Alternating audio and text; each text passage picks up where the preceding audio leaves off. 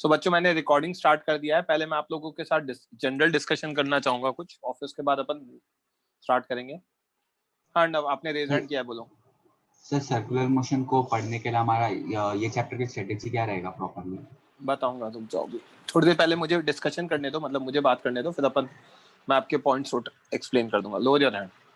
Okay sir. पहली चीज, आप लोगों ने आपका टाइम टेबल देखा होगा। सो अब आप लोगों का डबल ट्रैक स्टार्ट हो रहा है। Double track as in physics में 2 चैप्टर्स होंगे, पैरेलली स्टार्ट चलते रहेंगे। मैथ्स में 2 चलेंगे, केमिस्ट्री में 2 चलेंगे। फिजिक्स में मैं आपको पढ़ाऊंगा मैकेनिक्स वाला ट्रैक, जिसमें मैं सर्कुलर मोशन वगैरह पढ़ा रहा हूँ। आगे आपको दूसरा ट्रैक दूसरे सर पढ़ाएंगे, आई थिंक पीपी सर पढ़ाने वाले, ट्रैक 2। ओके, सेम चीज मैथ्स में होने वाली है, सेम चीज केमिस्ट्री में होने वाली है। अब पॉइंट ये है कि अगले 1 साल के अंदर, with in next 1 year, that is 21 नवंबर, मतलब नवंबर 2021, तब तक हम आपका पूरा कोर्स करा देंगे। तो तब तक अगर हमारा पूरा कोर्स हो जाएगा, पॉइंट ये कि आपको अब टाइम थोड़ा सा कम मिलेगा इस वीक। ऑल्दो आपकी फ्रीक्वेंसी कम है इस वीक, आपके वीक में आई गेस 3 ही लेक्चर हैं, बट नेक्स्ट वीक ऑनवर्ड्स अब आपकी फ्रीक्वेंसी इंक्रीज हो जाएगी रेगुलर लेक्चर की, जो कि 4 डेज अ वीक होगा या 5 डेज अ वीक होगा। तो बी मेंटली प्रिपेयर्ड कि अब आपका वर्कलोड बढ़ने वाला है। वर्कलोड बढ़ने वाला है तो सर ये जो एग्जिस्टिंग वर्कलोड था, इसी में हमसे चीजें मैनेज नहीं हो रही थी, तो नए वर्कलोड में कैसे क्या चीजें होंगी, तो उसी के रिगार्डिंग पहले मैं आज डिस्कशन कर रहा हूँ। एक चीज इंपॉर्टेंट जो मैंने पहले भी कहा था, अभी भी आपको समझ में आ गई होगी, नहीं आई तो आप समझ लो। मेक श्योर कि आपका कोई भी बैकलॉग क्रिएट नहीं हो रहा है। अगर आपका किसी भी टॉपिक का बैकलॉग अब आपने क्रिएट कर दिया, तो you won't get time to cover that backlog जब तक पूरा कोर्स कंप्लीट नहीं हो जाता।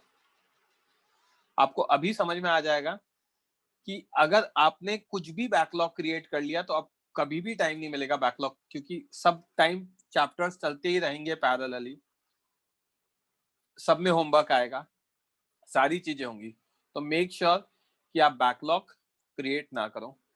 उसके लिए स्ट्रैटेजी सिंपल है, जो होमवर्क दिया जा रहा है, जो पढ़ाया जा रहा है, वो कंप्लीट करो, एंड एक मिनिमम कॉमन प्रोग्राम डिफाइन कर लो हर सब्जेक्ट के लिए। एज इन फिजिक्स के लिए मैंने आपको कुछ बुकलेट करवा दी, बुकलेट पूरी करनी है जो भी मैं करवा रहा हूँ। फिर मैंने आपको असाइनमेंट दे दिया, वो असाइनमेंट करना है। अगर मैं आपको कहता हूँ HCV करनी है तो HCV करना, अगर नहीं कह रहा हूं तो मत करना। तो this comes under minimum common programme. अब कुछ बच्चों का जल्दी हो जाता है होमवर्क, तो वो डीसी पांडे पे जा सकते हैं या और कुछ करना चाहे तो कर सकते हैं, बट एक्स्ट्रा करने के चक्कर में किसी टॉपिक को आपने छोड़ दिया, सर्कुलर मोशन पे फोकस करके रे ऑप्टिक्स को छोड़ दिया, रे पे फोकस करके सर्कुलर को छोड़ दिया, या केमिस्ट्री पे फोकस करके फिजिक्स का कुछ छोड़ दिया, तो ये बहुत परेशान करने वाला है आपको आगे। एक मिनिमम कॉमन प्रोग्राम डिफाइन कर लो, असाइनमेंट हो गया, बुकलेट हो गया, अगर मुझे लगता है तो कुछ HCV कर लेना, वरना वो करने की जरूरत नहीं है। ठीक है, तो उतना रोज के रोज करते जाओ, रेगुलरली करते जाओ, बैकलॉग क्रिएट नहीं होगा। फोकस करके रखना, जो मैंने पहले आपको बताया था आपके ओरिएंटेशन के टाइम, कि आपको क्या करना है, रोज 6 घंटे की सेल्फ स्टडी करनी है। उतना करोगे तो बैकलॉग क्रिएट नहीं होगा, होमवर्क भी हो जाएगा, क्योंकि आपको 1 या 2 दिन की छुट्टी मिलने वाली है हर वीक। 4 डेज अ वीक या 5 डेज अ वीक क्लासेस लगेंगे, तो बाकी के 2 दिन आपके फ्री हैं, तो उसको अच्छे से यूटिलाइज करना है आप। ठीक है, अभी आपके पास आपका अगर कुछ बैकलॉग क्रिएट हो गया है तो you have like 10 days, maximum 10 दिन है आप कवर कर सकते हो बैकलॉग। इस वीक ज्यादा होमवर्क नहीं मिलेगा क्योंकि जस्ट एमटी कंप्लीट हुआ है, we'll be starting with the new chapters. तो अब आपको है ना, इस वीक तो होमवर्क नहीं मिलेगा, अगले वीक के 1-2 दिन और मान लो, तो ये 10 दिन आपके पास होमवर्क नहीं है, बट उसके बाद आपको वापस होमवर्क काफी सारा मिलने लग जाएगा। तो इन 10 दिन में अगर आपका कोई पुराना पाप छूट गया है तो उसको कवर कर लो, कुछ रिवाइज करना है तो कर लो, वरना इसके आगे आपको टाइम नहीं मिलने वाला। तो ये तो रहा पढ़ने के रिगार्डिंग कि पढ़ना कैसे है, ये मैंने आपको आइडिया दे दिया। किसी को कोई भी डाउट है, मैसेज लिखना है तो रेज हैंड करना, else I won't reply to your messages. ठीक है, ये चैप्टर किसी से रिलेटेड नहीं है, ठीक है, इट्स अ फ्रेश चैप्टर। तो आपको 95% चीजें, मतलब 95 to 99% चीजें नहीं है, तो आपको ज्यादा कोई प्रॉब्लम नहीं आएगी। डाउट लेक्चर वगैरह सब लगेंगे, शाम को लगेंगे डाउट लेक्चर। मैं तो लूंगा भर भर के डाउट लेक्चर। जैसे मैंने बुकलेट सॉल्व कराई है, मैं वैसे बुकलेट सॉल्व कराऊंगा। जैसे मैंने आप लोगों के साथ असाइनमेंट डिस्कशन है, सब करूंगा मैं। तो ऐसा नहीं है कि कुछ भी चीजें टेक्निक में चेंज आएगा। मेहनत आपको ज्यादा करनी है, पढ़ेंगे हम उतना ही, ठीक है। मैं टेस्ट पेपर के रिगार्डिंग भी कुछ बोलना चाहता हूँ। शुभम बोलो, आपको कुछ बोलना है?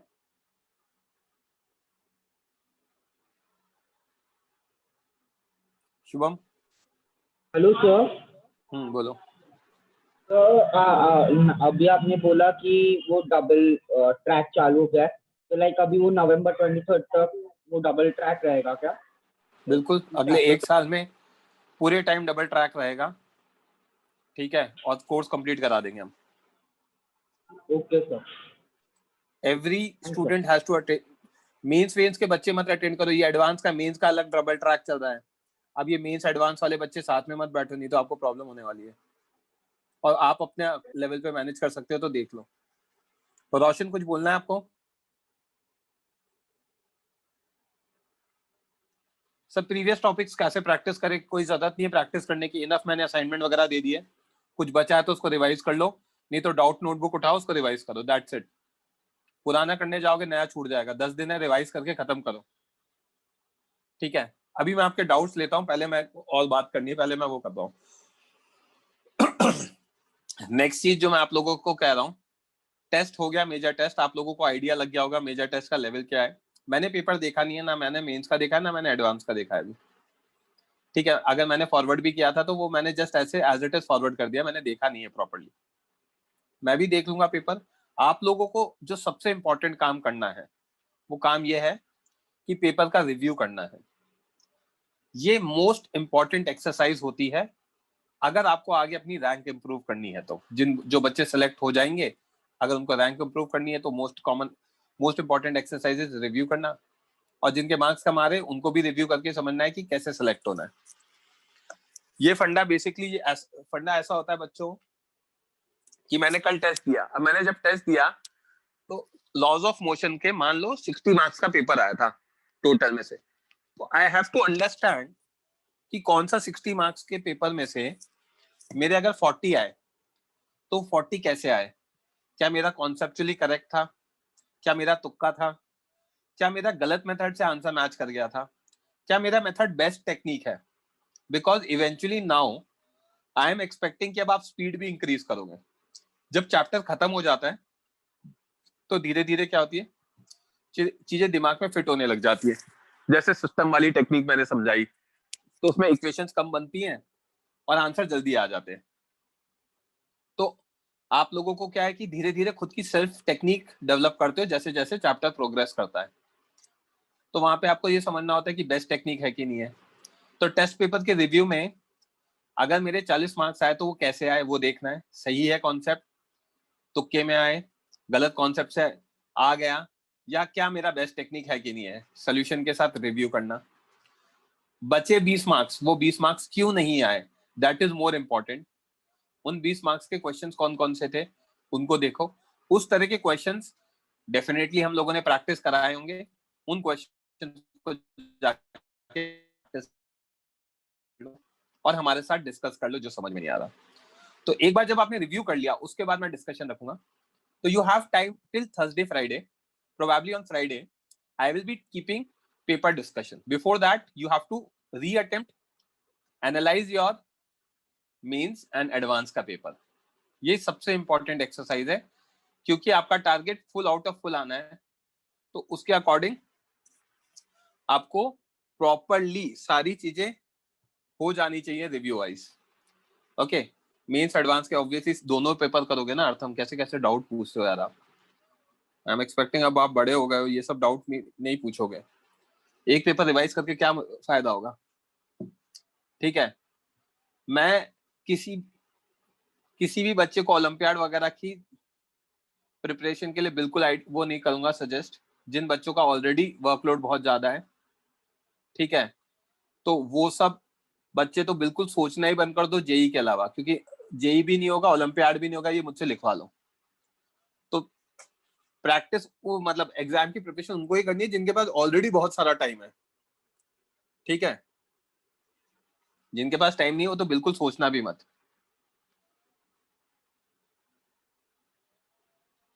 मेरे को रिव्यू के बारे में बात करनी थी, बैकलॉग के बारे में बात करनी थी, मैंने आप लोगों को पढ़ना कैसे है वो बता दिया, ठीक है। बाकी अपन पढ़ेंगे सेम टेक्निक से ही। I will be taking all the discussion, don't worry. Sai मैंने कहा ना पेपर डिस्कशन होगा हमारा। कब होगा हमारा डिस्कशन? सैटरडे तक, तो करके रखो। चलो अब मैं आपके डाउट्स ले रहा हूँ एक एक करके। जिन्होंने भी रेज हैंड किया है, या तो वो माइक ऑन करो या तभी मैसेज लिखना जब मैं नाम कॉल आउट करूँ। बोलो भाई दिपेन। हाँ सर, अभी तो सब पहले का हो गया, पर फिर सब बीच बीच में रिवीजन नहीं करना है ना पहले का, कि अभी सीधा बाद में। संडे एक डाउट नोटबुक बना रखी है, उस डाउट नोटबुक को हाँ हर संडे देख लेना। पहले के टॉपिक्स ना? ऑब्वियसली पहले की देखोगे ना डाउट नोटबुक में। Okay future sir. के टॉपिक के डाउट्स देख पाओगे क्या? Okay sir. राइट, अयान बोलो। सर आपने जो बोला कि अभी नेक्स्ट 10 डेज में बैकलॉग कवर कर रहे हो, तो जो अभी कमिंग 10 डेज आप उसकी बात कर रहे थे ना? Obviously.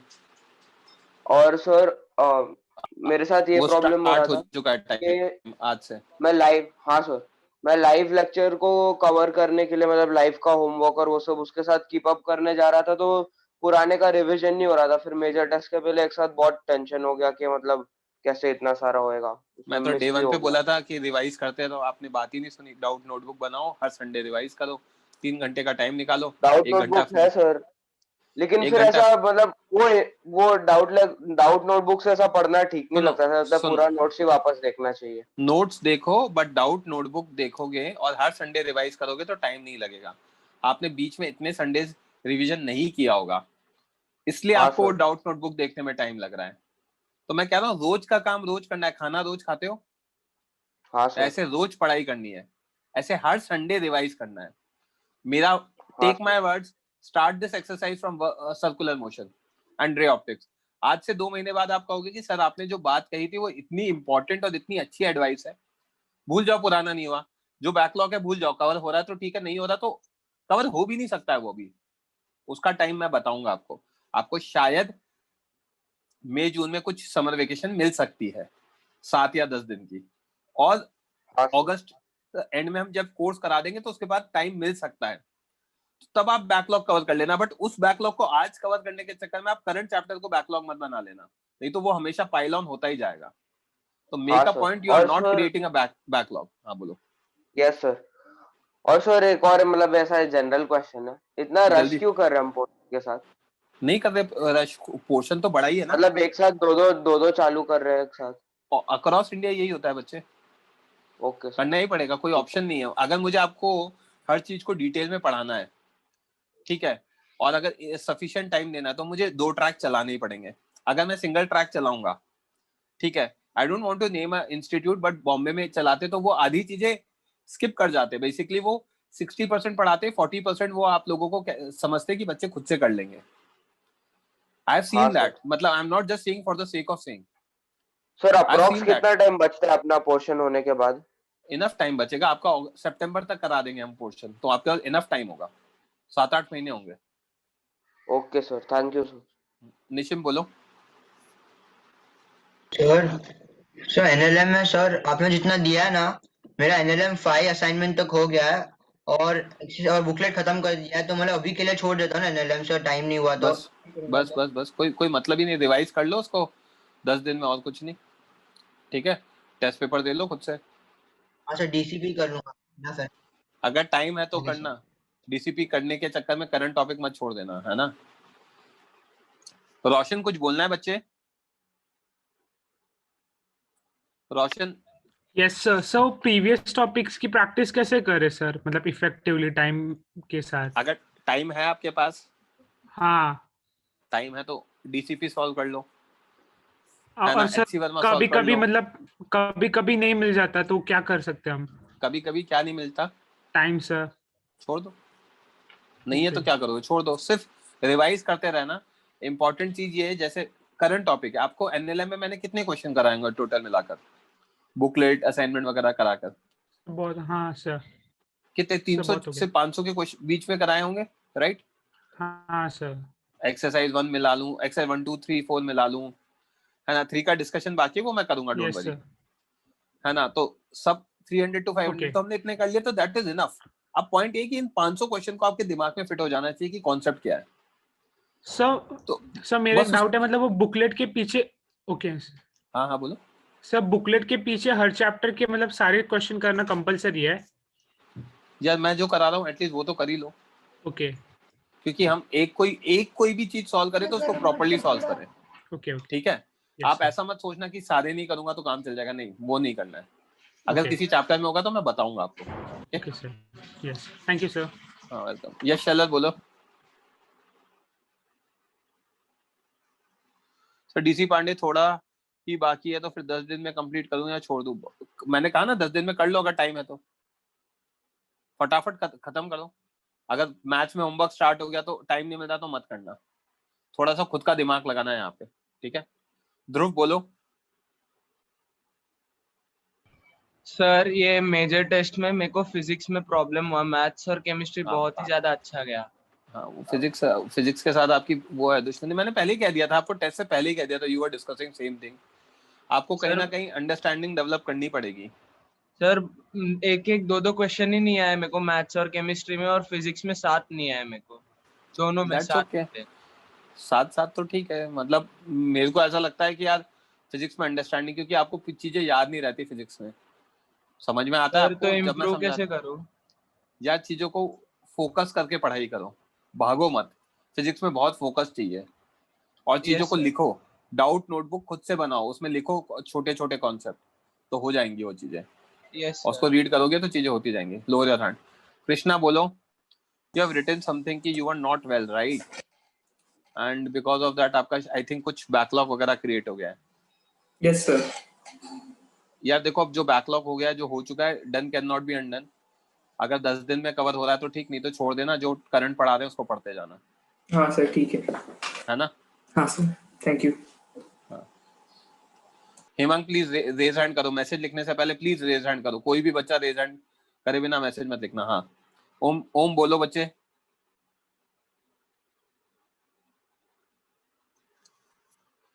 Sir which paper was tough yesterday? मैंने नहीं देखा है बच्चे, पेपर मैंने देखा नहीं है तो मुझे आइडिया नहीं है अभी। ओके संकेत बोलो। सर हमारे अराउंड तीनों सब्जेक्ट में 80 चैप्टर्स बचे हैं ना, तो वो क्या मतलब बहुत तेजी से जाएगा क्या अभी सिलेबस? नहीं 80, ऐसे ऐसे नंबर मत, दिमाग में ऐसा नंबर मत क्रिएट कर लो कि यार इतना सारा बाकी, कुछ नहीं बाकी है आपका, ठीक है? हो जाएगा ओके सर। इजीली। 40 के अराउंड चैप्टर है, 40-45 हो जाएंगे। तेज मतलब नहीं सर जाएगा, हर चैप्टर्स साल छोटे पढ़ाते हैं। छोटे है क्या? नहीं पता नहीं, मैं ये नहीं कहूंगा कि छोटे हैं बड़े हैं, आपको आराम से पढ़ाया जाएगा। जैसे मैं पढ़ा रहा हूँ मैं पढ़ाऊंगा वैसे ही। अगर मुझे एक्स्ट्रा लेना पड़ेगा तो मैं एक्स्ट्रा लूंगा, मुझे होमवर्क देना पड़ेगा मैं होमवर्क दूंगा, मैं पढ़ाऊंगा वैसे ही। थोड़ी कभी स्पीड इंक्रीज होगी, कोई हर देखो हर फैकल्टी का पढ़ाने का तरीका अलग होता है, मैं मेरे अकॉर्डिंग पढ़ाऊंगा जैसे मैं पढ़ाता हूँ, आराम से, स्पीड ओके वगैरह में। सर। बट आप रोज के रोज काम करते जाना तो हम करा हाँ देंगे, सर। ठीक है? And it's yes not sir. just with you, it's with everyone across India who's preparing for JEE. So don't create unnecessary burden दिमाग में कि 80 चैप्टर हैं, इतने हैं, नहीं वो सब मत सोचो, उससे सिर्फ फालतू का प्रेशर, अननेसेसरी प्रेशर क्रिएट होगा, ठीक है? Yes sir. यश दुबे बोलो। सर पहला डाउट था कि सर आप जो कॉन्सेप्ट बताते हो सर वो तो समझ में आ जाता है, लेकिन फिर कोई बुक जैसे एच.सी. वर्मा में जो लिखा हुआ रहता है सर थियरी, वो पढ़ना मतलब नेसेसरी है कि नहीं मेरे नेसेसरी लिए है? तो मैं तो नहीं कहूंगा, अच्छा ओके सर। एंड कुछ सर पढ़ने की, जितना, थ्योरी रीड करने की जरूरत नहीं है। हाँ सर थियरी की ही बात कर रहा था। हम्म। एंड सर मेंस लेवल तक मतलब बेसिक्स लेवल तक तो सर सब आने लगा है, लेकिन सर एडवांस लेवल पे ले जाने के लिए कोई मतलब दूसरी बुक्स जैसे डीसीपी सर मैंने टाइम नहीं है कम भाई, की। आपके पास बुकलेट करने का हाँ टाइम सर। नहीं है ना? हाँ तो सर ये सब बुकलेट छोड़ो ही आप। होता है बस, मैं आपको क्या इसीलिए कह रहा हूँ, आप मुझसे लिखवा लो, अगर आपने मेंस अच्छे से प्रिपेयर कर लिया आप जेई में फोड़ दोगे। It's about the confidence. जो बच्चा मेंस में 230 240 लेकर आता है 300 में से, उसके पास कॉन्फिडेंस है, वो एडवांस में भी अच्छा करेगा। तो आप उतना तो करो अच्छे से। Bare minimum common programme define करो, उसको तमीज से सॉल्व कर लो और दिमाग में फिट कर लो, ये क्वेश्चन आएगा ऐसे सॉल्व होगा, ये क्वेश्चन आएगा ऐसे सॉल्व होगा, और आगे बढ़ जाओ, सब हो जाएगा अपने आप। ठीक है? Okay sir. एंड सर मतलब फिर एडवांस पे ले जाने, मतलब एडवांस क्वेश्चन करने की मतलब टाइम नहीं है तो जरूरत नहीं है ना? नहीं, जो मैं करा रहा हूँ उतना करते जाओ, वो एडवांस ही है।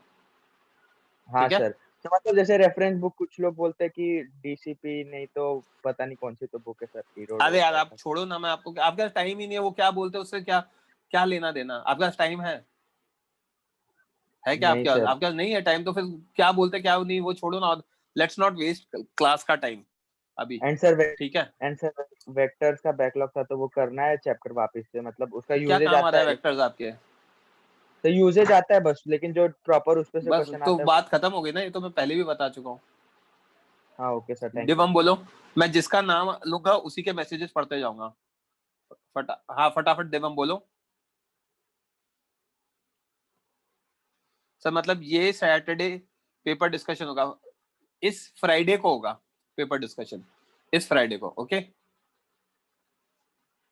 शुभम बोलो। हेलो सर, यानी सर अभी देखो डीसीपी करने के लिए थोड़ा टाइम लगता है, लेवल 2 करने तो बहुत टाइम लगता है, तो मत सिर्फ करो अगर लेवल नहीं 1 है तो टाइम वो लेवल 1 का भी टाइम नहीं मिलेगा अब आपको, मैं कह रहा हूँ आपको। तो जो मैं करा रहा हूँ उतना कर लेना, हो जाएंगी चीजें। मैंने अभी आपको पढ़ाने की टेक्निक अलग रख रखी थी, मैं काफी पढ़ा के फिर थोड़ा होमवर्क देता था। अब मैं जो पढ़ाऊंगा मैं उसी का होमवर्क दूंगा, ताकि आपका होमवर्क जल्दी होगा, क्योंकि मुझे आपको एक लेवल पे लेकर आना था। मैं लेवल पे लेकर आ चुका हूँ अब बच्चों को आइडिया लग गया है कि जेई किस डेप्थ में होता है। तो अब मैं आपको दूसरे टेक्निक से सॉल्व कराऊंगा। मेरे को वो स्पून फीडिंग वाली जो आदत थी ना, उससे बाहर निकालना था, तो वो निकल चुकी है अब आप लोगों की। तो मेरे होमवर्क देने के पैटर्न में थोड़ा सा चेंज आएगा, तो चीजें हो जाएंगी। नीलाभ बोलो। सर मेरा पहले 2 चैप्टर सही थे, बट फिर उसके बाद काइनेमैटिक्स में थोड़ा पहले बैकलॉग 2 था, तो चैप्टर मैंने तो होते ही नहीं है, वो तो किसी काम के ही नहीं है चैप्टर, उनकी तो बात ही मत करो। मैं तो डे 1 से ये कहता हूँ कि भाई ये वेक्टर्स और कैलकुलस तो फिजिक्स पढ़ने के लिए ज्यादा था। फिजिक्स काइनेमैटिक्स से स्टार्ट होती है, वहां बैकलॉग क्रिएट हो गया, तो अब हो गया है तो ठीक है, कवर कर सकते हो तो करो, वरना मेरे पास भी कोई सोल्यूशन नहीं है उसका, क्योंकि मैं सो मतलब जादू की जैसे छड़ी नहीं है कि एक दिन एवरीडे में मतलब बैलेंस करने का कोई वो नहीं है, क्योंकि मैंने कोई एनएलएम के साथ ट्राई किया, बट फिर मेरा एनएलएम में छूटने लगा, और फिर एनएलएम एग्जैक्टली तो मैं वही कह रहा हूँ, आप वर्क पार एनर्जी के साथ करोगे, वर्क पार एनर्जी भी छूट जाएगा। वर्क पार एनर्जी का 6 चैप्टर छूट जाएंगे अभी तक तो, क्योंकि 3 ही चल रहे थे, अब 3 और आ गए, तो अच्छा अभी sir. It is going to pile on, that's it. Sir दूसरा क्वेश्चन है सर, जब ऐसे आप क्वेश्चंस देते हो तो मैं थ्योरी पढ़ता हूँ, फिर क्वेश्चंस करने जाता हूँ, बट अगर क्वेश्चंस नहीं आते, मतलब क्योंकि ऐसे बहुत बार होता है, तो फिर मैं वापस थ्योरी मतलब रिवाइज करने की कोशिश कर रहा हूँ, बट फिर ठीक है, उसके बाद ज्यादा क्वेश्चंस होते नहीं मुझसे, क्योंकि कोई टाइम बात नहीं, छोड़ दो, कोई बात नहीं, छोड़ दो, मुझसे डिस्कस करो। ये अच्छी टेक्निक है कि आप दोबारा एक बार उस थ्योरी को रीड करके ट्राई करने की कोशिश कर रहे हो। ओके अगर नहीं हो रहा है ना तो छोड़ दो, डाउट्स में पूछ लो। ठीक है? और सर टीडब्ल्यूटी में मतलब आउट ऑफ 240 कितना मतलब एम करना चाहिए अभी? टीडब्ल्यूटी जब आएगा तब बता दूंगा, डिपेंड करता है पेपर के ऊपर बहुत सारी चीजें। ठीक है, Okay, you should always try your best. Okay paper simple है तो अच्छा भी आता है। आयुष बोलो। आयुष कुछ बोलना है?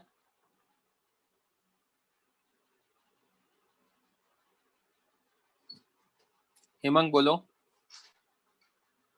ये रिलेटेड नहीं है chapter, 95% fresh chapter. Hemang mic on करो, एक बार माइक ऑन कर सकते हो तो माइक ऑन करो।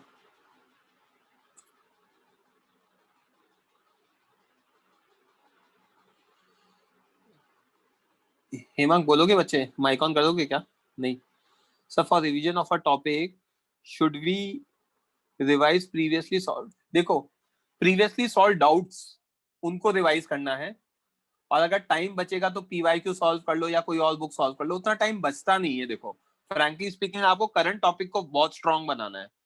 तो आपने देखा होगा जब एनएलएम स्ट्रांग बना रहे थे तो मैंने इनफ होमवर्क दिया था, तो ऐसे करंट टॉपिक को स्ट्रांग बनाना है, और आपको सिर्फ सर्कुलर मोशन को स्ट्रांग नहीं बनाना है, आपको सारे 6 टॉपिक्स को बनाना है, तो आई गेस टाइम उतना बचेगा नहीं।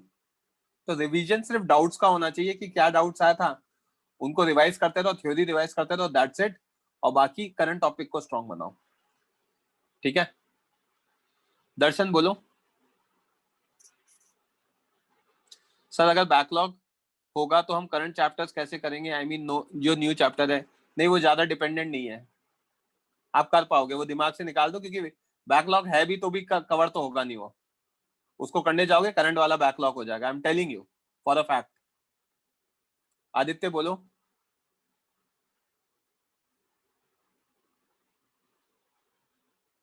आदित्य कुछ बोलना है?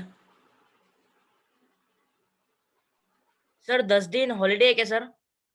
कोई हॉलीडे नहीं है, रोज लेक्चर है, हॉलीडे से Saturday Sunday. Okay sir. Okay हाँ धर्मित बोलो। सर आपने जो ये कॉन्फिडेंस की बात की वो मुझे है ना सर, मैं मेहनत तो करता हूँ पर सर टेस्ट में बहुत कम मार्क्स आते हैं तो पूरा कॉन्फिडेंस ही पूरा ख़राब हो जाता है। मैं बहुत ट्राई करता हूँ मतलब हाई होप्स रखने की, पर होता ही नहीं कुछ। फिर मतलब इसके लिए क्या करूँ मैं? मतलब यार देखो, प्रैक्टिस मेक्स मैन परफेक्ट, तो प्रैक्टिस करते रहो, और जब मैं पढ़ा रहा हूँ तो उस पर फोकस करते रहो। मैं मतलब I am talking about all 6 faculties. तो उस पर फोकस करोगे तो आपका फोकस के थ्रू आप चीजों को ग्रैब करना स्टार्ट करोगे, और शायद आपकी इंक्रीज हो जाए चीजें, शायद मतलब इंक्रीज हो जाएंगी वो। अब आपने देखा होगा एक चीज की, जब चैप्टर कंप्लीट हो गया तो लॉज ऑफ मोशन में आपको कॉन्फिडेंस ज्यादा होगा एज कम्पेयर टू जब आप फर्स्ट टाइम सॉल्व कर रहे थे। Yes sir. तो जैसे जैसे चैप्टर प्रोग्रेस होता है वैसे वैसे अंडरस्टैंडिंग भी क्रिएट होती है। तो अगर आपसे पहले गो में नहीं सॉल्व हो रहा ना, तो ये कोई बुरी बात नहीं है, या ऐसा कोई बात नहीं कि ये क्या हो रहा है, ये सबके साथ होता है। 70% of the students across India सबके साथ होता है ये। 70 छोड़ो, 90% ऑफ द स्टूडेंट्स के साथ ऐसा होता है। तो बस इंपॉर्टेंट चीज ये है कि हम सीख कर उस क्वेश्चन को दोबारा गलती ना करें, तो हो जाएगा हमारा काम, ठीक है। सर एग्जाम के पहले एग्जैक्टली पढ़े कैसे? मतलब मुझे समझ नहीं आता। सिर्फ डाउट नोटबुक। मैं थियरी रिवाइज करता हूँ, और सिर्फ डाउट सॉल्व करना जरूरी है क्या? टाइम होगा तो कर पाओगे ना। यस डाउट नोटबुक रिवाइज करोगे तो उसमें शॉर्ट नोट्स लिखे हुए, आपका थ्योरी रिवाइज हो गया। डाउट नोटबुक में आपके पास क्वेश्चन का डेटा है कि कौन कौन से क्वेश्चन में डाउट आया था, उनको एक बार देख लिया, काम खत्म हो गया, that's it. Okay sir, thank you. क्योंकि मैंने आपको ये चीज स्टार्टिंग में बोली थी मई में, जब मैं नवंबर में पहुंचूंगा तब आपके पास 5 चैप्टर्स होंगे फिजिक्स, केमिस्ट्री, मैथ्स में, हर सब्जेक्ट में। अब आप जो अगला मेजर टेस्ट है that will be in the first week of January types, कुछ तो होगा, तो और 2 चैप्टर ऐड हो जाएंगे। तो आप सोच लो कर पाओगे क्या आप इतना रिवीजन? नहीं कर पाओगे, तो doubt notebook is the only solution. Yes sir, thank you. Abhishek बोलो। सर बस बुकलेट अच्छे से कर लो तो चलेगा। बुकलेट अच्छे से कर लो, अगर मैं 1-2 असाइनमेंट दे रहा हूँ तो उसको अच्छे से कर लो, दैट्स इट। जो भी मैं कह रहा हूँ उसको कर लो, हो जाएगा काम। Om sir, how can I confirm that all my concepts are in chapters are covered? Booklet अच्छे से कर लिया, असाइनमेंट अच्छे से कर लिया, उसके डाउट्स क्लियर हो गए, उन डाउट्स का रिवीजन हो गया, यू आर प्रिपेयर्ड। टेस्ट दो, टेस्ट में स्कोर करो, ओके। यश शैलर बोलो। Hello sir. सर आपने जब रिव्यू के बारे में कहा तब आपने कहा कि सिलेक्शन होता है, मतलब क्या सर? सिलेक्शन हुआ तो ठीक, मतलब? अरे सबके अलग अलग मार्क्स आ रहे हैं ना। हाँ। तो कुछ बच्चों के अच्छे मार्क्स आ रहे तो उनको रैंक इंप्रूव करनी है, उनके कुछ के बेकार आ रहे तो वो सेलेक्ट होंगे नहीं होंगे आईआईटी में, पता नहीं है ना। अच्छा आईआईटी की बात करें, मुझे लगा कि बैचेस के कुछ होता है। नहीं आईआईटी मेरा एजेंडा आपको आईआईटी में भेजना है, बैच से कोई फर्क नहीं पड़ता। No one is going to ask आप कौन से बैच में थे, 1 2 3, क्या ही फर्क पड़ता है। आईआईटी में चले गए, बाहर में जाए बाकी सब चीजें। संकेत बोलो। Hello sir. सर मुझे एक और डाउट है कि मैं जब डाउट्स मतलब ऐसे जो ऑब्वियसली सॉल्व हो जाते हैं ना मुझे, वो मैं नहीं नोटबुक में लिखता, पर जो डाउट्स होते हैं मुझे, जो मुझे अच्छे क्वेश्चन लगते हैं, वो मैं नोटबुक्स में लिखता हूँ। तो डाउट नोटबुक मैंने नहीं बनाया, पर वो नोट्स के नोटबुक में देखता हूँ मैं। बनाओ, डाउट नोटबुक बनाओगे तो वहाँ पे थ्योरी भी तो लिखोगे, चैप्टर के समरी भी तो लिखोगे। हाँ ओके सर, फिर बना और याद भी रहेगा वो। ओके संकेत आपने लिखा है sir, if we have time for solving only one book, what we should prefer, HCV और DC Pandey? I will say DC Pandey, but अगर आपको टफ लगता है then go for HCV, नहीं तो DC पांडे करो, level 2 करो, एटलीस्ट ऑब्जेक्टिव टाइप और मल्टीपल करेक्ट करो, DC पांडे level 2 अगर टाइम है तो। हर्ष बोलो। Hello sir. हाँ एक मिनट, संकेत आपको कुछ बोलना है? हाँ सर, ये वीक में हमारे एक्स्ट्रा लेक्चर और डाउट लेक्चर होंगे क्या? फ्राइडे को होगा, Friday only, paper Friday. Okay discussion. Sir. हाँ मेरा तो होगा, बाकियों का मुझे नहीं पता, है ना? Okay sir. हर्ष बोलो। हाँ सर मेंस वाले टेस्ट में मतलब पेपर अच्छे से सॉल्व हो गया और एडवांस में भी हो गया पर बट जो फिजिक्स में ना थोड़े प्रॉब्लम्स होते ना, स्टार्ट कर देता हूँ सोल्यूशन लिखना, बट बाद में ना बीच में बहुत कंफ्यूजन हो जाता है, फ्रस्ट्रेशन की वजह से वो छोड़ ही देता हूँ, फिर बाद में होता ही नहीं फिर वो सब टेस्ट वो वही, यही तो, इसे तो एग्जाम टेम्परामेंट कहते हैं, जिसके अगर आप प्रैक्टिस करके रखोगे तो फ्रस्ट्रेशन नहीं होगा। You have to come out of this situation, if you are able to solve that then it's good. अब उस चीज में आप कह रहे हो कि फ्रस्ट्रेशन और एग्जाम टेम्परामेंट नहीं आ रहा, तो उसको डेवलप करना पड़ता है। उसी चीज को कहते हैं कि आप धैर्य रखो हिंदी में, है ना? तो वो फोकस लेकर आओगे तो हो जाएंगी चीजें, परेशान मत हो, इट्स जस्ट एन एग्जाम। आप दिमाग में हवा बनाओगे तो अननेसेसरी प्रेशर होगा, उससे ये सारी चीजें क्रिएट होती है। नहीं सर, क्योंकि मेंस का जो टेस्ट था उसमें मतलब फ्लो में हो गए पेपर भी सब, तो सिंपल होगा ना, मेंस और एडवांस में लेवल भी तो डिफरेंस होता है ना, you can not just compare directly, like, right? हाँ सर और एमटी में मतलब डिसेंट मार्क्स का रेंज क्या रहेगा मेंस और एडवांस? अभी मैं पूछ रहा हूँ, आज मैं हर बार टेस्ट के बाद बच्चों से जनरली ये मोटिवेशनल क्लास ही रखता हूँ, जनरली डिस्कशन करता हूँ, दिस इज वेरी इंपॉर्टेंट। तो अभी मैं सबसे पूछूंगा, आप चैट लिस्ट में लिखोगे, उसके बाद मैं बताऊंगा आपको कि क्या क्या चीजें, मैंने पेपर नहीं देखा है बट मैंने दूसरे बैच में डिस्कस किया है एंड आई नो कि व्हाट दे आर सेइंग, तो अकॉर्डिंगली मैं आप लोगों के साथ भी वो शेयर करूंगा। वेट, ठीक है? ओके सर दुबे जी जल्दी बोलो। हाँ सर बैकलॉग नहीं है, लेकिन कुछ सब्जेक्ट्स में पुराने चैप्टर थोड़े मतलब प्रैक्टिस लैक होने की वजह से वीक हो गए। कोई बात नहीं, तो अब वो हो गए वीक है कि नहीं हैं, वीक हो गए, मैंने कह दिया आपको, बार बार सेम चीज पूछोगे, टाइम है नहीं, करंट को स्ट्रांग बनाओ, नया कुछ वीक टॉपिक मत क्रिएट करो, सब हो जाएगा, ठीक है? दिवम बोलो। सर मतलब हमारे सीनियर्स ने ऐसा बोला कि एमटी के मार्क्स से बैच चेंज होते, तो वो लोग सच बोल रहे हैं कि सिर्फ मजे ले रहे हैं? सच बोल रहे हैं, अभी नहीं होंगे। अच्छा ठीक उनके है टाइम सर। पे ऑफलाइन था ना, ऑफलाइन में करते थे हम, ऑनलाइन में नहीं करेंगे वो। हाँ तो सर मतलब ऑफलाइन जब चालू होगा तब से चालू होगा ना? देखेंगे यार, अभी क्या होगा फ्यूचर में, कैसा होगा पता ही नहीं है, है राइट? सर। तो अभी उसकी तो बात ही मत करो। ठीक है रेज सर। हैंड करना मैसेज लिखने से पहले, मैं तभी मैसेज पढ़ पाऊंगा। लास्ट रेज हैंड ध्रुव का है, ध्रुव बोलो। हेलो सर, ये मैंने ना डाउट नोटबुक बनाया नहीं अब तक, तो अब क्या करूं मैं? तो अब थोड़ा सा वो करो, क्या कहते हैं, क्यों वो नहीं क्या? बनाया जब मैंने स्टार्टिंग में बोला था? सर स्टार्टिंग में आपका मतलब वो लेक्चर मतलब मालूम नहीं था, और बाद में मतलब वो नॉर्मल आपने बस खाली बोला था, तो मैंने वो देखा नहीं रिकॉर्डिंग, तो मालूम ही नहीं था मेरे को डाउट नोटबुक के बनाओ बारे भैया, आप बना लो, पुराना छोड़ दो, आप बना लो। में। अभी नया चैप्टर के लिए बनाओ ना? हाँ ठीक है। Yes sir. अभी यार यश क्या डाउट है बच्चे, आप इतने डाउट पूछते, कुछ पढ़ाया नहीं है उसमें।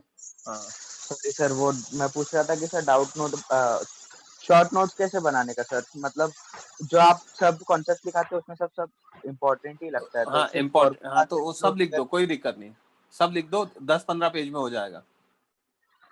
तो सब लिख के 10-15 पेज में, क्योंकि मैं तो क्वेश्चन भी कराता हूँ ना, शॉर्ट में लिखोगे ना आप, हो जाएगा 10-15 पेज में, मुझे पता है, लिखो तो सही, या सिर्फ बातें करने से कुछ नहीं होता, लिखोगे तो आपको दिख जाएगा। Okay sir. अच्छा अभी अब कोई और रेज्ड हैंड नहीं है, ठीक है? डाउट नोटबुक और में ही लिखने हैं शॉर्ट नोट्स। ओम, डाउट नोटबुक में क्वेश्चंस लिखने और शॉर्ट नोट्स लिखने हैं, चैप्टर के क्वेश्चंस लिखने के बाद एंड में आप शॉर्ट नोट्स लिखना, तो ताकि आपके पास एक ही जगह डेटा होगा। That doubt notebook is revision notebook, जहां पे आप आपके शॉर्ट नोट्स भी रिवाइज करोगे। अच्छा अब कोई डाउट्स नहीं है, मुझे मेंस के मार्क्स लिख दो बच्चों चैट लिस्ट में, और कोई मेरे साथ डिस्कस करना चाह रहा है कि मेरे मार्क्स कितने हैं, तो रेज हैंड करो। स्पर्स 256, Aringer 284, very good.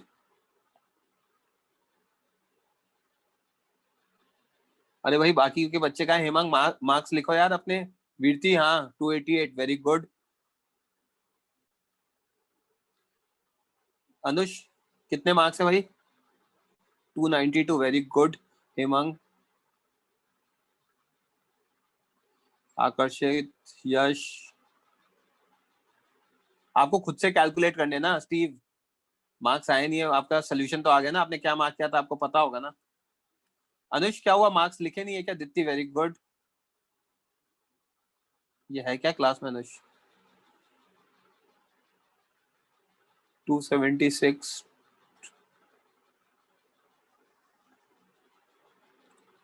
246 ठीक है फाइन। अच्छा एडवांस में मार्क्स लिखो बच्चों।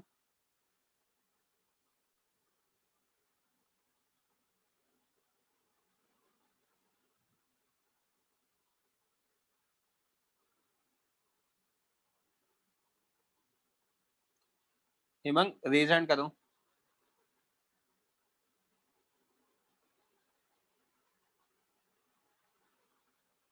माइक ऑन करो बच्चे। हेमंग माइक ऑन करो। अरे अच्छा डिस्टरबेंस है, कर लो यार, 2 मिनट में क्या फर्क पड़ रहा है। हेमंग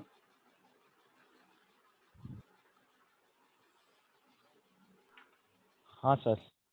हाँ बताओ कहाँ कितने आए मेंस में, क्या कह रहे हो, कहाँ कहाँ मार्क्स लूज करे आपने? सर सब फिजिक्स में ही लूज किए सर, न्यूमेरिकल टाइप में।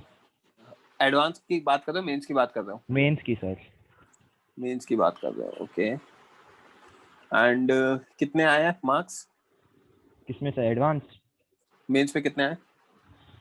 सर लिखे थे ना। अरे बता, लिखे थे क्या? वापस लिख दो यार, दिख नहीं रहा, बहुत सारे मार्क्स आ रहे हैं, दोबारा लिख दो यार। देखो यहाँ पे 292 तो सही है ना, क्या चाहते क्या हो आप लाइफ में? और 300 का ही तो पेपर था सब, मतलब क्या 8 ही तो मार्क्स लूज हुए? ये 8 कैसे लूज हुए? बट 2 क्वेश्चन अटेम्प्ट नहीं करे क्या आपने? Hemang please reply. एनीवेज जो भी है, तो मेरे मतलब ये 292 आपने जो बताया, 295 मैंने सुना है, मतलब मुझे बताया है एक बच्चे ने 25 अप्रैल वाले बैच में, जिसके हाईएस्ट मैंने जो सुना है। तो if you are scoring more than 250 then it's good, decently अच्छा स्कोर है। और आई थिंक मेंस का पेपर आसान भी था, अगर इतना स्कोर आ रहा है 295 280 दिख रहा है मुझे।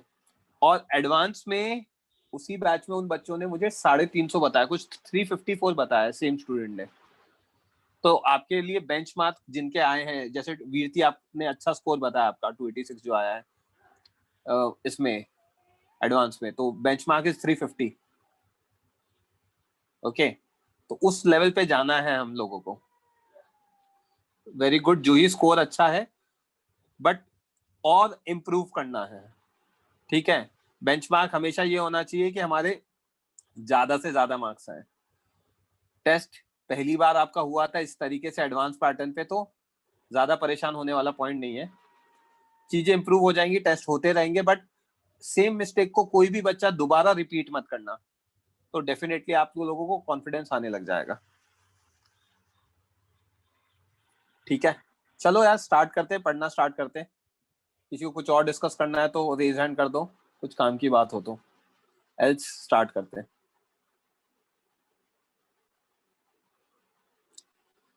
चलो तो आज तो first lecture just after MT general में बात करता हूँ, वो मैंने कर लिया है। थोड़ा सा मैं आप लोगों को सर्कुलर मोशन का आइडिया दे देता हूँ।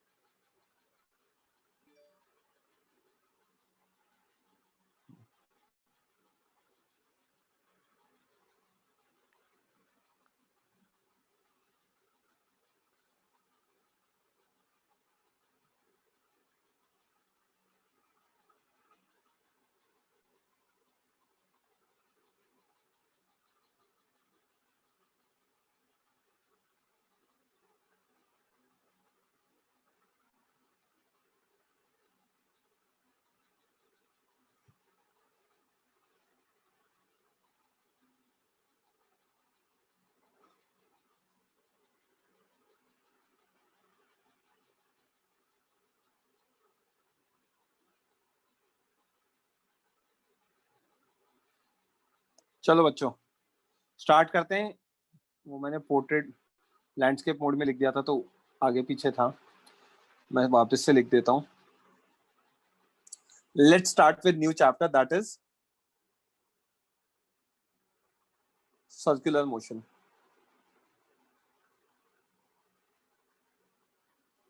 तो सर्कुलर मोशन में क्या फंडा है? Point number 1,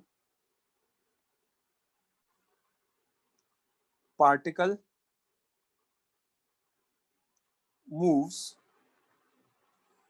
on a circular track.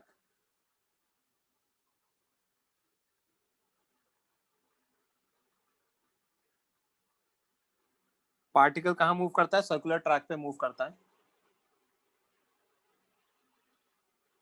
Particle moves on a circular track,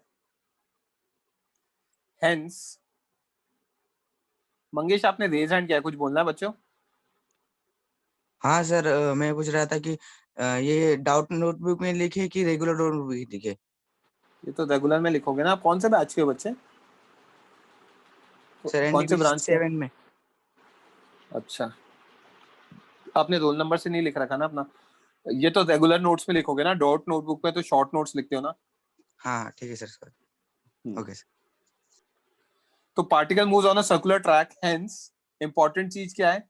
its direction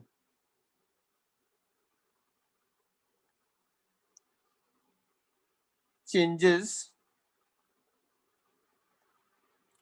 at every point.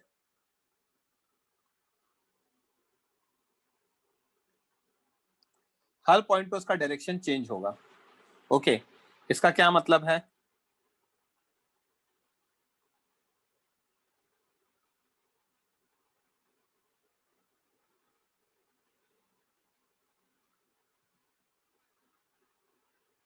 ये पॉइंट ए है,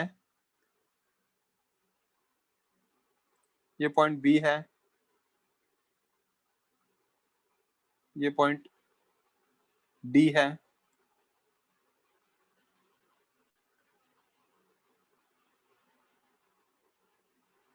ये पॉइंट ई है, ये सेंटर सी है। सो अगर अब मैं यहाँ पे देखूंगा तो यहाँ पे डायरेक्शन क्या होगा? ये होगा direction of motion is always tangential to path, to circular path.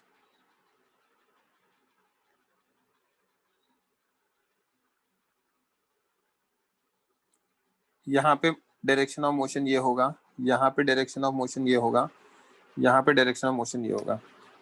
Okay, next चीज, point number 2, R is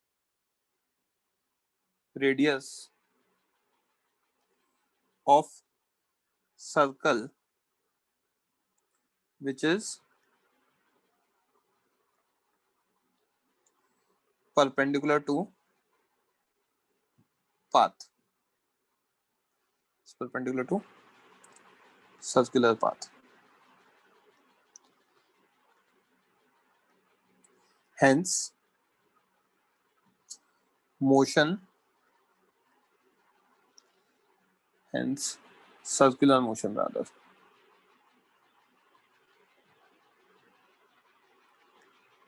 Circular motion is always perpendicular to radius. Okay. Next point.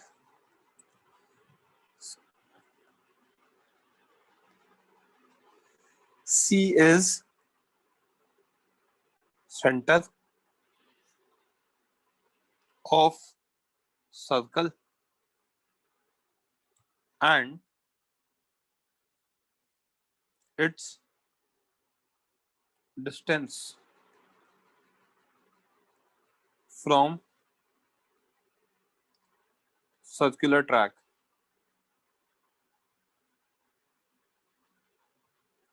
is fixed equal to radius. बहुत ही basic चीजें बताई हैं मैंने. हर point पे direction change होता ही होता है, क्योंकि हर पॉइंट पे टेंजेंट अलग डायरेक्शन में जाएगा और डायरेक्शन हमेशा टेंजेंशियल टू सर्कुलर पाथ होगा. ओके, आई थिंक यहां तक क्लियर है.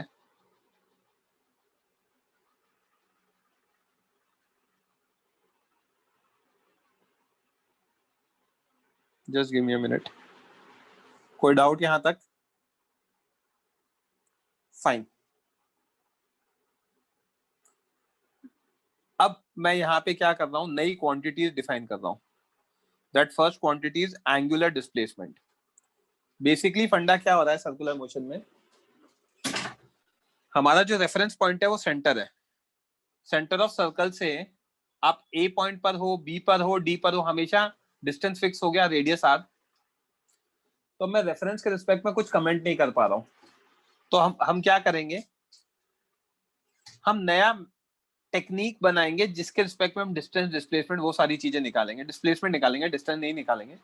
वेलोसिटी निकालेंगे नई टेक्निक के अकॉर्डिंग, नई टेक्निक के अकॉर्डिंग एक्सेलरेशन निकालेंगे. क्योंकि मैं यहाँ पे कमेंट नहीं कर पा रहा हूँ सी पॉइंट के रिस्पेक्ट में, तो उस नई टेक्निक के अकॉर्डिंग मेरा नया डिस्प्लेसमेंट का नाम आएगा, नया वेलोसिटी का नाम आएगा, नया एक्सेलरेशन का नाम आएगा. तो वो फर्स्ट नेम आता है एंगुलर डिस्प्लेसमेंट थीटा. वो क्या टेक्निक है उसको समझ लेते हैं. It is the angle traversed by particle with respect to initial reference line. Initial reference line के रिस्पेक्ट में कितना एंगल ट्रैवल्स किया while moving on a circular track. Circular track पे मूव करते टाइम. मतलब मैं पॉइंट ए पर था, t इक्वल टू 0, ये मेरा सेंटर C है, ये मेरा रेडियस R है, तो रेफरेंस लाइन क्या हो गई मेरी, AC हो गई.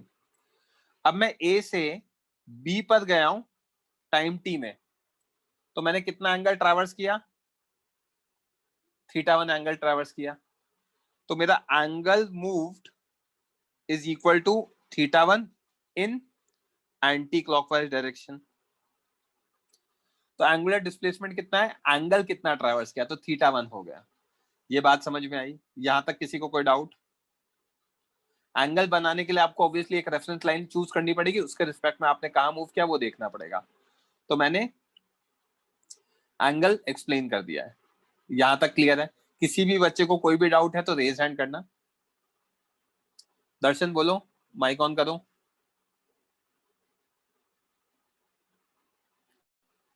एंगल कैसे मेजर करोगे? एंगल दो लाइंस के बीच में मेजर करते हो ना दर्शन.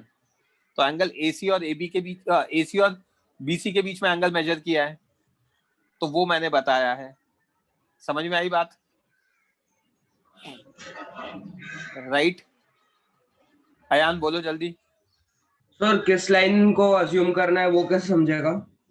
ऑब्वियसली जहां से स्टार्ट करोगे वो होगा ना, कॉमन सेंस. हाँ sir. Time t equal to 0 होगा तो वो रेफरेंस लाइन बनेगी, और नहीं तो बताएंगे आपको. एंगुलर डिस्प्लेसमेंट हम क्यों ढूंढ रहे हैं? क्योंकि हम डिस्प्लेसमेंट बता नहीं पा रहे हैं सर्कल में.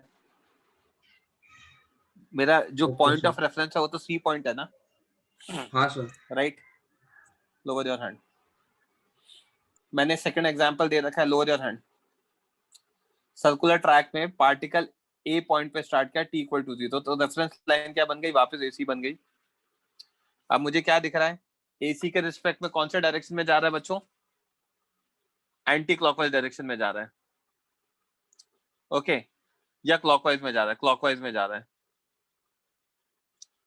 अगर क्लॉकवाइज डायरेक्शन में जा रहा है तो क्या होगा, एंगल मूव कितना दिख रहा है मुझे, θ2 दिख रहा है इन क्लॉकवाइज डायरेक्शन. तो वैल्यूज मुझे समझ में आ गई क्या, θ2 मूव किया क्योंकि A से B पर गया है टाइम t में. तो एंगल कैसे मेजर करते हैं, बेसिकली दो लाइंस के बीच में मेजर करते हैं. तो रेफरेंस लाइन बनाई और वहां से कहां मूव किया वो देख लिया. ये एंगुलर डिस्प्लेसमेंट है. जैसा मैंने यहाँ पे सिंबल में दिखा रखा है एरो बना के ऊपर, तो इट्स अ वेक्टर क्वांटिटी. अगर ये एक वेक्टर क्वांटिटी है तो हमें इसका क्या बनाना पड़ेगा, डायरेक्शन बताना पड़ेगा। तो डायरेक्शन निकालने का टेक्निक बहुत सिंपल है।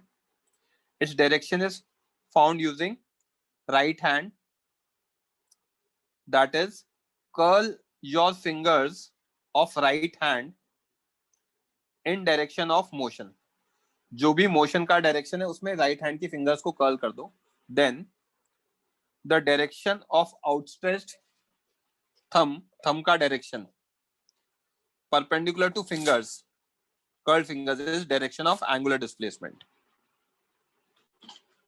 फिंगर्स को कर्ल करो, थंब जो जिस भी परपेंडिकुलर डायरेक्शन में आ रहा है वो आ जाएगा आपका एंगुलर डिस्प्लेसमेंट का डायरेक्शन। एग्जाम्पल लेके समझा रखा है। एग्जाम्पल 1, सी पॉइंट सेंटर है, ए से स्टार्ट किया, ये आपको जाते हुए दिख रहा है एंटी क्लॉकवाइज। ये मैंने अलग से बना रखा है anti clockwise. Anti clockwise direction में जा रहे हैं तो फिंगर्स को, पेन को छोड़ो और सामने एंटी क्लॉकवाइज डायरेक्शन में, अपनी नोटबुक में एंटी क्लॉकवाइज डायरेक्शन में फिंगर्स को कर्ल करोगे तो थंब ऊपर की तरफ आ जाएगा।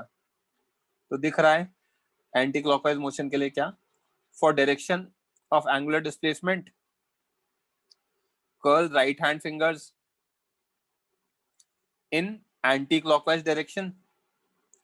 So thumb is directed perpendicular outwards and that will be direction of theta. Outwards है तो वही डायरेक्शन होगा थीटा का। थीटा का डायरेक्शन क्या आ गया, डॉट इनसाइड द सर्कल आ गया बाहर की तरफ, जिसको एंटी क्लॉकवाइज भी लिखा जाता है, बट इसकी करेक्ट डेफिनेशन होगी आपका dot inside the circle. Okay हाँ भाई, मोहम्मद एरन मलिक, बोलो बच्चे। Mohammed Aaron sir, this is right hand thumb rule. नहीं, वो right hand thumb rule vector के लिए यूज करते हैं, ये सिंपल राइट हैंड यूज करो, थंब के डायरेक्शन से देख लो। ओके इसको नाम नहीं दिया गया thumb rule and all. Dhruv बोलो। सर ये समझ नहीं आया। राइट हैंड है आपके पास? हाँ सर। राइट हैंड की फिंगर्स को कर्ल कर सकते हो? सर कर्ल मतलब कैसे एग्जैक्टली? घुमाना कहते हैं, कर्ल का मतलब हिंदी में घुमाना होता है। घुमा सकते हो? सर वो समझा, हाँ, पर घुमाया आपने? कैसे घुमाना है वो नहीं समझ रहे हैं। कैसे घुमाना है मतलब आपको ये मतलब अब कैसे कर्ल करना, कर्ल नहीं समझ में आता क्या? कर्ल करने का मतलब सर कर्ल समझा, पर ये हो गई मेरी फिंगर्स कर्ल ऐसे। हाँ सर। थंब को उठाओ सीधा परपेंडिकुलरली। ऊपर है फिर वो? ऊपर है ना, आउटसाइड है ना। आउटसाइड मतलब ऊपर की तरफ है। हाँ ऊपर मतलब आउटसाइड द प्लेन। पेपर की बात करोगे ना आप, आपके मेरे रिस्पेक्ट में थोड़ी मोशन तो पेपर में हो रहा है ना, आसमान की तरफ। भाई उसे आउटसाइड द प्लेन कहूंगा ना पेपर के लिए। हाँ सर। क्यों? पेपर के लिए तो आउटसाइड होगा ना। Yes sir. ऐसा, क्योंकि हम ऊपर से देखेंगे तो मुझे डॉट इनसाइड द सर्कल दिखेगा। हाँ सर समझा। क्या डाउट है? Okay lower your hand. Arnav बोलो प्लीज, जल्दी अर्णव, माइक ऑन करो। सर मुझे ये नहीं समझा, लाइक अगर मोशन ऐसा क्लॉकवाइज एंटी क्लॉकवाइज डायरेक्शन में हो रहा है तो उसका डायरेक्शन ऐसा क्यों आया आउट ऑफ द प्लेन? क्योंकि ये टेक्निकल डेफिनेशन है। अब टेक्निकल डेफिनेशन क्यों है, अगर आप समझना चाहते हो तो सुनना अच्छे से। स्क्रू है, स्क्रू को टाइट और लूज करते हैं बोल्ट को। स्क्रू को जब मैंने घुमाया, अपने सामने दीवार पे एक स्क्रू अज्यूम करो, उसको घुमाओ क्लॉकवाइज, तो जब आप घुमाओगे क्लॉकवाइज तो स्क्रू अंदर जाएगा, थंब के डायरेक्शन से समझ में आएगा। मैं 30 डिग्री घुमाऊंगा तो अकॉर्डिंगली उसका मोशन अंदर जाएगा, और उसको एंटी क्लॉकवाइज घुमाऊंगा तो बाहर आएगा, राइट। तो जब आप सर्कुलर मोशन करा रहे हो तो उसका रिजल्टेंट किधर जा रहा है, अंदर जा रहा है या बाहर आ रहा है? तो that is the technical definition, right. और नहीं तो सिंपल ध्यान रखना है। Lower your hand. हंसल बोलो। सर इसमें फिर मतलब दो ही आउटपुट रहेगा, या अंदर जा रहा है या बाहर आएगा? या बाहर, बिल्कुल परपेंडिकुलर टू द प्लेन होगा, दैट्स इट। हाँ ओके। दीपेन बोलो। सर मतलब सर्कुलर मोशन तो एक प्लेन में होगा ना, मतलब थीटा ऊपर कैसे आ जाएगा? डिफाइन किया गया ना, मोशन प्लेन में होगा, डायरेक्शन प्लेन के परपेंडिकुलर होगा, जो मैंने समझाया, ठीक है। अच्छा हाँ हाँ हाँ। Lower your hand. एग्जाम्पल 2 बता रहा हूँ बच्चों। पार्टिकल कैसे घूम रहा है? क्लॉकवाइज डायरेक्शन में घूम रहा है, दिख रहा है आपको? तो अगर क्लॉकवाइज डायरेक्शन में घूम रहा है तो फिंगर्स को कर्ल करो क्लॉकवाइज डायरेक्शन में, राइट पेन को छोड़ो, क्लॉकवाइज डायरेक्शन में कर्ल करोगे तो आपका जो थंब आएगा वो पेपर के अंदर जाता हुआ आएगा, क्रॉस इनसाइड द सर्कल आएगा, राइट? तो यहां पे मैंने नोट में लिख दिया है direction of theta is perpendicular to plane of circular motion. समझ में आई बात? बोलो ध्रुव। सर एग्जाम्पल 2 नहीं आया। राइट हैंड है आपके पास? हाँ है। राइट हैंड की फिंगर्स को घुमा सकते हो? हाँ घुमा सकते। इस डायरेक्शन में घुमाओ। ये आपके सामने जो नोटबुक रखी हुई है, ये जो डायरेक्शन मैंने बनाया इसमें घुमाओ। घुमाया? हाँ। थंब किधर जा रहा है? पेपर के अंदर जा रहा है? साइड में। कौन सा हाथ है आपका भाई? Sir right hand. Right hand है ना, और थंब राइट हैंड के अंदर ही है ना, जेब में तो नहीं है आपके थंब? नहीं सर। तो फिर मजे ले रहे होगे, अब थंब नीचे ही जाएगा ना? सर नहीं आ रहा है सच में। क्या बात कर रहे हो यार, कहाँ से आए, कहाँ कैसी चीजें यार। ये मेरी फिंगर को मैंने कर्ल किया, ठीक है, तो अब आपने जब कर्ल किया तो थंब तो नीचे की तरफ जाएगा ना, परपेंडिकुलर देखूंगा तो मैं। सर मेरा नहीं आ रहा है। रुक जाओ, होल्ड करो।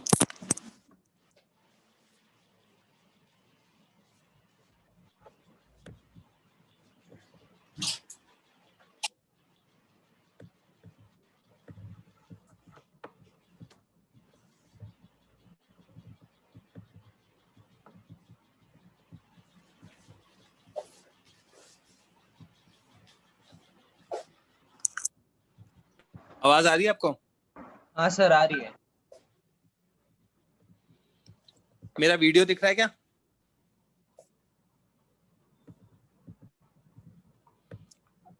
डूड वीडियो दिख रहा है क्या लैपटॉप का?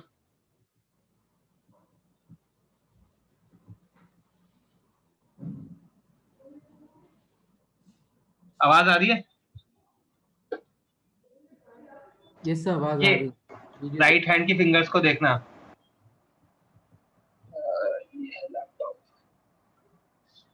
सर थोड़ा ऊपर लो ना। अरे रुको ना, मैं मैच कर रहा हूँ। यहाँ पे मैं ऐसे घुमाऊंगा। हाँ सर।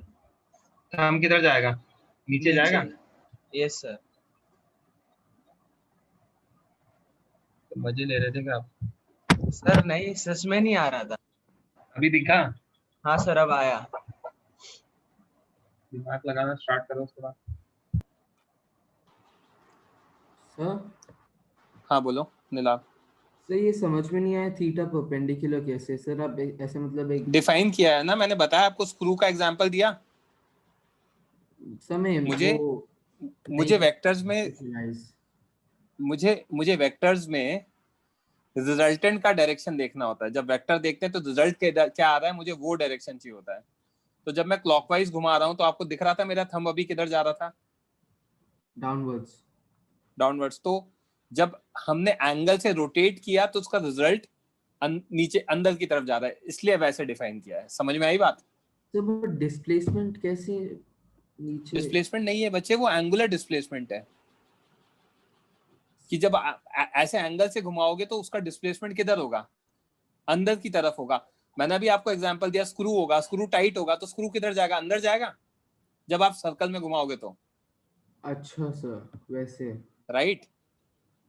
हाँ सर समझ गया। स्क्रू सर, तो स्क्रू ही एक अकेला ऑब्जेक्ट है जो ये फॉलो करता है या फिर उससे समझाया गया है। समझ में आई बात? हाँ सर। अच्छा सर, तो और भी मतलब ऑब्जेक्ट्स हर मोशन में वैसे ही होता है, वो दिखता नहीं है, ऑब्जर्व नहीं होता नेकेड आई से, बट सर्कुलर मोशन में वैसा ही होता है। Okay okay thank you sir. Lower your hand. Mangesh कुछ बोलना है क्या? हाँ, इसको रूल का क्या नाम है, स्क्रू रूल वगैरह वो सब छोड़ो ना, कुछ काम का है तो बोलो। Okay lower your hand. So SI unit क्या होती है? एंगल की एसआई यूनिट रेडियन होगी। ये आपको ट्रिग्नोमेट्री में पढ़ा दिया गया होगा, नहीं पढ़ाया गया है तो मैं बता रहा हूँ। क्लास 10th तक आप एंगल को डिग्री में मेजर करते थे, बट अब आप रेडियन में मेजर करोगे। Where pi radian is 180 degree, तो 1 रेडियन की वैल्यू आ जाएगी 180 बाय पाई डिग्री, और 1 डिग्री आ जाएगा आपका पाई बाय 180 रेडियन। ये कन्वर्जन फैक्टर होता है। इसको आपको सर ने बताया होगा, नहीं बताया तो मैं फटाफट बता देता हूँ। बेसिकली सर्कल का सर्कमफ्रेंस होता है 2 पाई आर। हाँ बोलो शुभम। तो लाइक अभी हमें समझो सिर्फ पाई बाय 180 दिया होगा, तो उसे लाइक हम रेडियन की माने ना पाई को। हाँ हाँ, अब सुनो यहाँ पे 2 पाई, हाँ बोलो।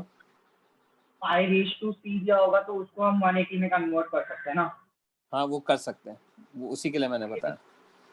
मैं आपको बता रहा हूँ पाई आर के लिए कितना आएगा, 180 डिग्री आ जाएगा। जब रेडियन डिफाइन किया गया तो उसमें आर की वैल्यू क्या ली गई, 1 ली गई, तो बेसिकली पाई कितना आ जाएगा 180 by r which is equal to 1।